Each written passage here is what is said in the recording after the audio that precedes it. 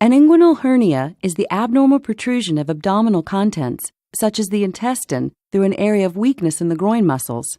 The protruding intestine resides in what is known as a hernia sac. In some cases, untreated hernias cause complications. For example, if part of the intestines becomes stuck in the hernia opening, its blood supply may be cut off, leading to the death of intestinal tissue. This is called a strangulated hernia. If a surgeon feels you are at risk for this complication, he or she will likely recommend elective hernia repair. Traditional open inguinal hernia repair requires a relatively large single incision. Newer laparoscopic techniques require only tiny keyhole incisions or puncture wounds, which generally result in a shorter recovery period. When you arrive at the hospital, an intravenous line will be started, and you may be given a sedative to help you relax.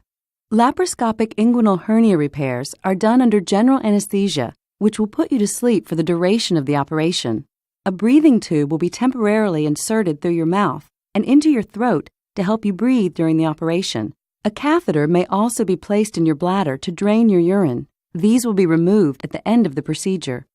An uncomplicated laparoscopic inguinal hernia repair usually takes between 30 and 60 minutes. Depending on your situation and your surgeon's experience, he or she will choose one of two types of laparoscopic approaches: extraperitoneal laparoscopic repair or transabdominal preperitoneal repair. To gain access to the hernia, your surgeon will use sharp instruments called trocars to create 3 small holes or ports through your abdominal wall. The location of these ports will vary depending on your surgeon's preference and the type of procedure. One of these ports is usually located at your navel or umbilicus. Carbon dioxide gas will then be pumped through the umbilical port to puff up your abdomen so its contents can be viewed more easily. Next, your surgeon will insert the laparoscope through the umbilical port. Images from its camera are projected onto a video monitor in the operating room. Your surgeon will then pass various instruments through the other ports. These will be used to dissect away the hernia sac and to tack a piece of mesh over the hernia opening. This will prevent the intestine from slipping back through the opening.